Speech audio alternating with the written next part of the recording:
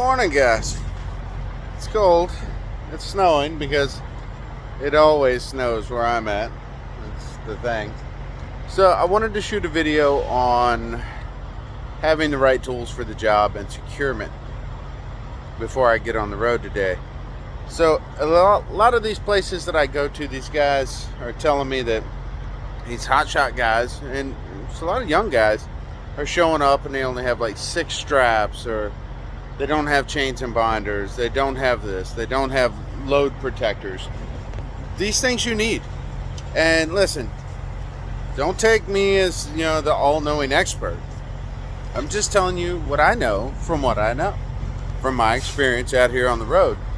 And I just want to help you new guys just do it right and not run into a situation where you're having to have the forklift operator drive you to the nearest truck stop, or you're having to drive to the nearest truck stop to buy overly priced binders and overly priced, ratchet straps. That's just not the way you want to live. So when you get into this business, you should absolutely have what you need before you even go out on the road. I mean, even when I got started, I had 6 chain binders. I call them chain dogs. I had 6 of those, and I thought, man, that's going to be enough. I needed 10. I had plenty of chains. I just didn't have enough binders. I was like, why would I ever need more than 6? I found out, like, day 5, that I needed plenty more. Another thing, I'm going to call them clevises. You might call them shackles. Shackles, clevises. I didn't realize I needed those until I needed them. But I think it's a good idea to definitely keep 4 on your truck for strange situations. I'm going to show you a strange situation. I'm going to flip this camera around after this truck goes by, and I'm going to show you a situation to where the broker did not want me to chain to anything that would scratch this $1 million piece of equipment. And it makes sense. And I can't argue with the guy. He's like, look, you're the truck driver, but you're the one that has to eat that claim. If you scratch this machine or piece of equipment, the owner is very picky. And you know what? He's right. I don't want to claim. I don't need that on my insurance. I want to get paid because these loads only pay so much. And the claim to repaint this thing would be more than I'm getting paid to haul it. And so, with that being said, I'm going to flip the camera around, show you what I did.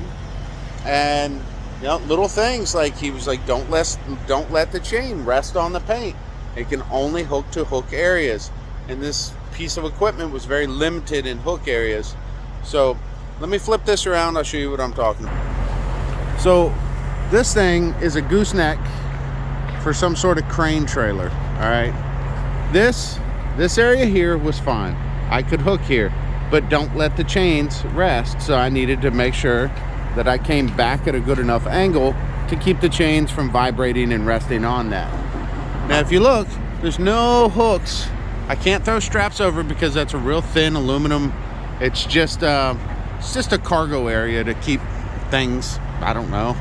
But so here, there were some hooks that chains could not fit through. And that's where I got my clevises, shackles, whatever you want to call them. I went ahead and got those, fed those through, was able to feed the chains through. The only scratch point is going to be inside that hook. That's going to be perfect. And this made my broker very happy. And then, obviously, I came back far enough. I like to do 2 points so there's no sliding within the chain. I've seen that happen before. I was a little concerned about this, but this is the way they wanted it to ship. It had to sit on this because they did not want the kingpin to rest onto the trailer. So this is the way it shipped from overseas. So this is the way I have it. I'm going to step back. I'm going to show you the whole picture here. This also came with 2 crates. This thing's pretty heavy, but it's centered out pretty good on the trailer. Yeah, I've been made fun of because I double strap these. But hey, you know what? The straps are there. Why take a chance of putting one in the center and it's spinning on you? Or strap breaks. I've always got a second one. I always use load protectors. Like I said, I'm not the best. I don't know everything. I can learn. I'm sure someone will pop in the comments and tell me how I should have had something protecting my straps here, here, here, here, and the same on the other side, because it does rub the trailer. If you notice, that is a rub point. I could put something there to protect that. Who knows, maybe I'll put a piece of rubber later. Maybe I'll buy something. But the big thing on this video, guys, is load securement. Make sure you have the proper tools. Make sure you load everything properly. Make sure it's secure on your trailer. That's a big deal.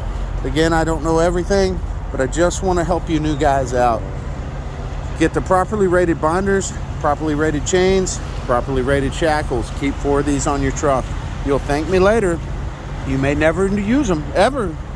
But when you need them, and now you're going 30 miles out of your way to find a Tractor Supply just to get some, you'll understand. So it's time to do a pre-trip inspection before I get out on the road. So you guys take care. I'll see you on the next video. Sorry my videos aren't edited properly, but I'm just shooting, man. I'm hitting pause, flipping the camera. I'm just shooting. That's how I'm gonna do these videos for you new guys. And let's make this hotshot world better. I'm not gonna sit there and tell you all the money I'm making, this and that, because there's good weeks and there's bad weeks. Some of these YouTubers are just only telling you the really good shit, and there's some bad days out here. And listen, guys, stop taking these loads that are dirt cheap. I won't take a load under $2 a mile. That's just how it is. I put my foot down, and that's a little low. I should be searching for more. But there's guys out there taking loads for 50 cents a mile, $1 a mile. If you're having to take those loads, you got to reevaluate things. I mean, seriously, guys, I don't know how you're paying for fuel. So get everything you need. Straps, binders, chains, load protectors, clevises, you know, anything you might need. You're gonna need dunnage. I got real lucky in one of my loads. The guy was like, you can have all the dunnage you want, so I didn't have to buy any. I still grabbed a few 4x4s because they had 3x4s. But carry spare tires. It's up there. I like my spare tires, man. We're gonna talk about toolboxes. We're also gonna talk about my bed. It's a twin size mattress, memory foam, came in a bag, bed in a bag. Love that thing. Keeps me nice and warm. I don't idle the truck. So I'll see you on the next video, guys.